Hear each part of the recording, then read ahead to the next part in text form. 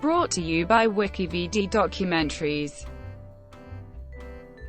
Scotland. Scotland is a country that is part of the United Kingdom, and covers the northern third of the island of Great Britain.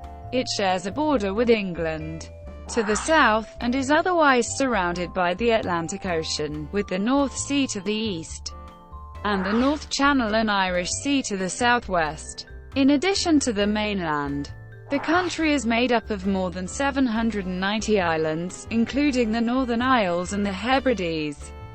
The Kingdom of Scotland emerged as an independent sovereign state in the early Middle Ages, and continued to exist until 1707.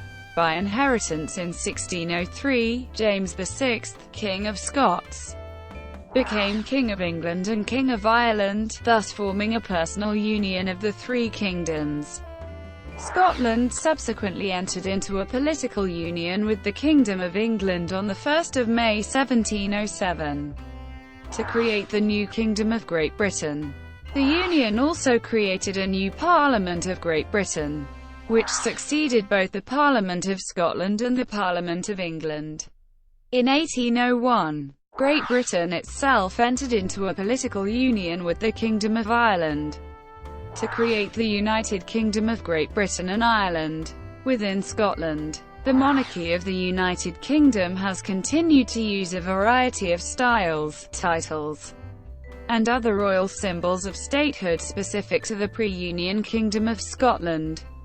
The legal system within Scotland has also remained separate from those of England and Wales and Northern Ireland. Scotland constitutes a distinct jurisdiction in both public and private law. The continued existence of legal, educational, religious, and other institutions distinct from those in the remainder of the UK have all contributed to the continuation of Scottish culture and national identity since the 1707 union with England. In 1997, a Scottish Parliament was re-established, in the form of a devolved unicameral legislature comprising 129 members, have authority over many areas of domestic policy. Scotland is represented in the United Kingdom Parliament by 59 MPs and in the European Parliament by 6 MEPs. Scotland is also a member of the British-Irish Council, and sends 5 elected representatives to the British-Irish Parliamentary Assembly. Etymology. Scotland comes from Scotti, the Latin name for the Gaels. The late Latin word Scotia was initially used to refer to Ireland. By the 11th century, at the latest, Scotia was being used to refer to Scotland north of the River Forth, alongside Albania or Albany, both derived from the Gaelic Alba. The use of the words Scots and Scotland to encompass all of what is now Scotland became common in the late Middle Ages. Early history. Repeated glaciations, which covered the entire landmass of modern Scotland, destroyed any traces of human habitation that may have existed before the Mesolithic period. It is believed the first post-glacial groups of hunter-gatherers arrived in Scotland around 12,800 years ago, as the ice sheet retreated after the last glaciation. The groups of settlers began building the first known permanent houses on Scottish soil around 9,500 years ago, and the first villages around 6,000 years ago. The well-preserved village of Skara Brae on the mainland of Orkney dates from this period.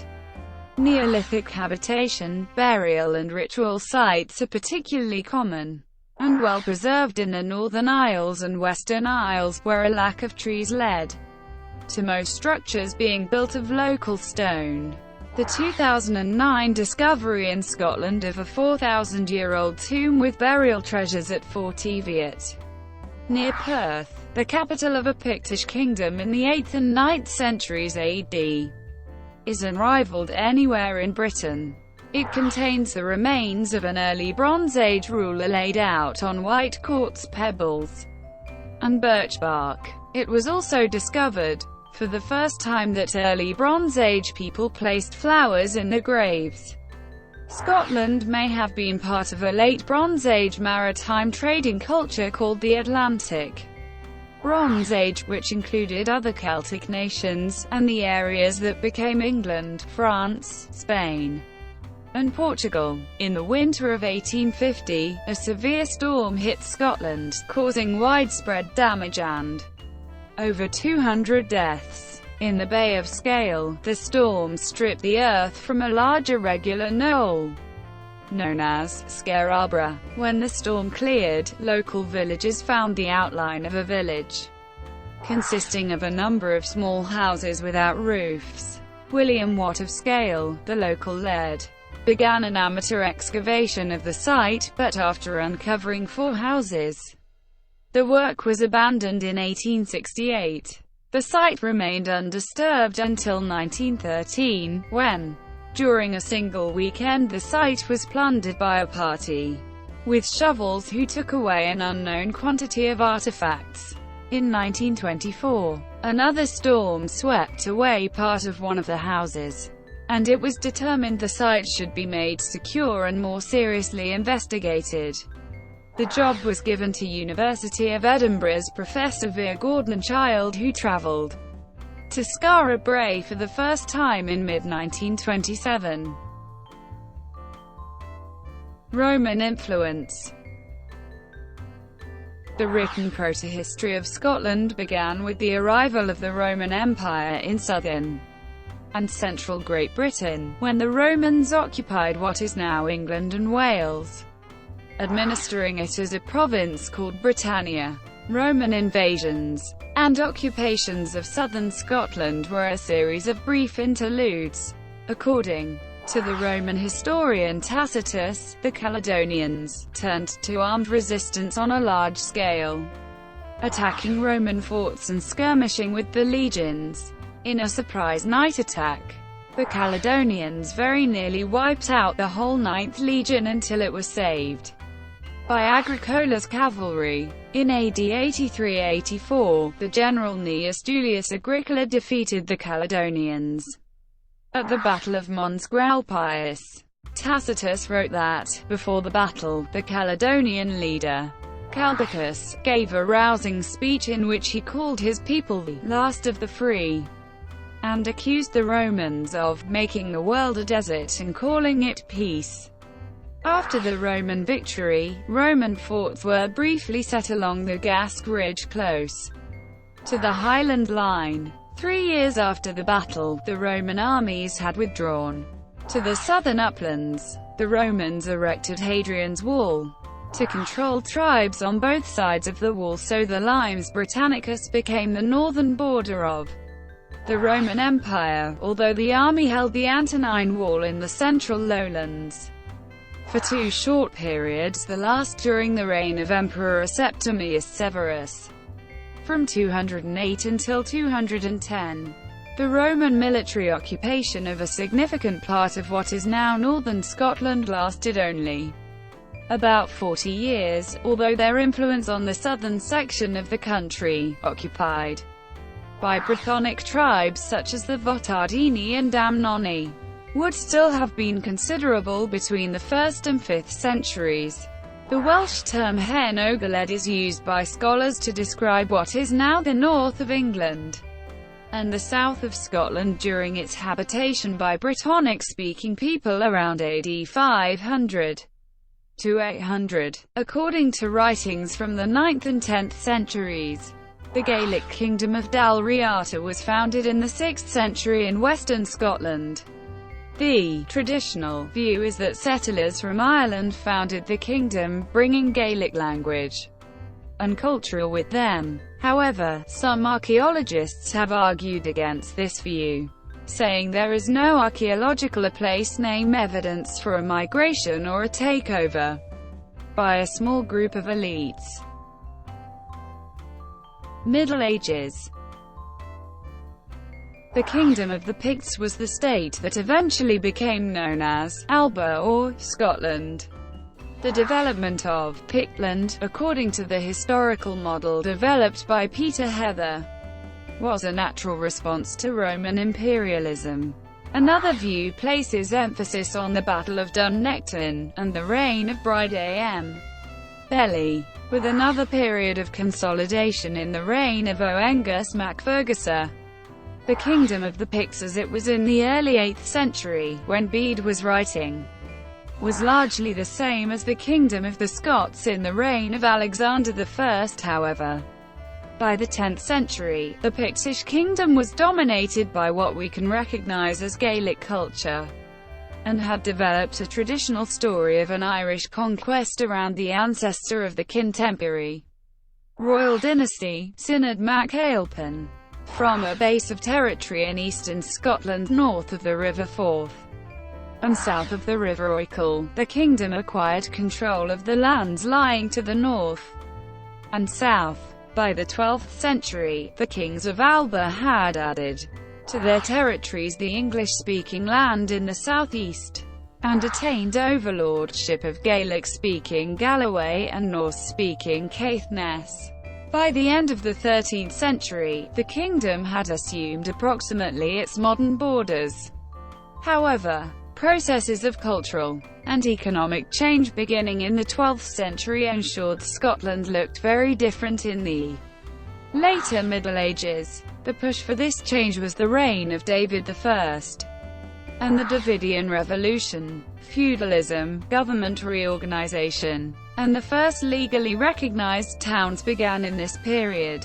These institutions, and the immigration of French and Anglo-French knights and churchmen facilitated cultural osmosis, whereby the culture and language of the low-lying and coastal parts of the kingdom's original territory in the east became, like the newly acquired southeast, English-speaking, while the rest of the country retained the Gaelic language, apart from the northern Isles of Orkney and Shetland, which remained under Norse rule until 1468.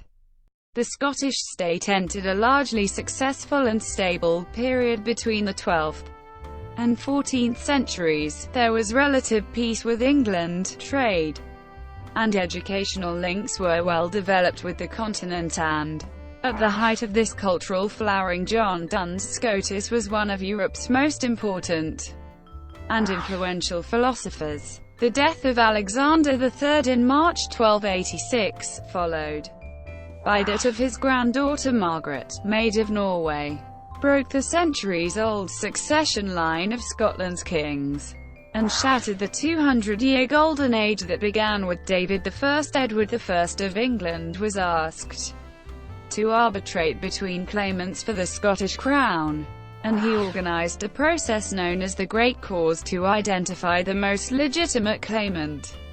John Balliol was pronounced king in the Great Hall of Berwick Castle on 17 November 1292, and inaugurated at Scone on 30 November, St Andrew's Day. Edward I, who had coerced recognition as Lord Paramount of Scotland, the feudal superior of the realm, steadily undermined John's authority. In 1294, Balliol and other Scottish lords refused Edward's demands to serve in his army against the French. Instead, the Scottish Parliament sent envoys to France to negotiate an alliance. Scotland and France sealed a treaty on 23 October 1295, known as the Auld Alliance. War ensued, and King John was deposed by Edward, who took personal control of Scotland. Andrew Moray and William Wallace initially emerged as the principal leaders of the resistance to English rule in what became known as the Wars of Scottish Independence. The nature of the struggle changed significantly when Robert the Bruce, Earl of Carrick, killed his rival John Comyn on 10 February 1306 at Greyfriars Kirk in Dumfries. He was crowned king less than 7 weeks later. Robert I battled to restore Scottish independence as king for over 20 years, beginning by winning Scotland back from the Norman English invaders piece by piece. Victory at the Battle of Bannockburn in 1314 proved the Scots had regained control of their kingdom. In 1315, Edward Bruce, brother of the king, was briefly appointed High King of Ireland. During an ultimately unsuccessful Scottish invasion of Ireland aimed at strengthening Scotland's position in its wars against England. In 1320, the world's first documented Declaration of Independence, the Declaration of Arbroath, won the support of Pope John XXII, leading to the legal recognition of Scottish sovereignty by the English crown. However, war with England continued for several decades after the death of Bruce. A civil war between the Bruce dynasty and the long-term Cummin-Balliol rivals lasted until the middle of the 14th century. Although the Bruce dynasty was successful, David II's lack of an heir allowed his half-nephew Robert II to come to the throne and establish the Stuart dynasty. The Stuarts ruled Scotland for the remainder of the Middle Ages. The country they ruled experienced greater prosperity from the end of the 14th century through the Scottish Renaissance to the Reformation. This was despite continual warfare with England, the increasing division between Highlands and Lowlands, and a large number of royal minorities. This period was the height of the Franco-Scottish alliance. The Scots Guard, La Garde d'Écossais, was founded in 1418 by Charles VII of France. The Scots soldiers of the Garde d'Écossais fought alongside Joan of Arc against England during the Hundred Years' War. In March 1421, a Franco-Scots force under John Stuart, 2nd Earl of Buchan, and Gilbert de Lafayette, defeated a larger English army at the Battle of Barre. 3 years later, at the Battle of Vernay, the French and Scots lost around 7,000 men. The Scottish intervention contributed to France's victory in the war. Thank you for watching. Brought to you by WikiVidi Documentaries. Please like and subscribe below.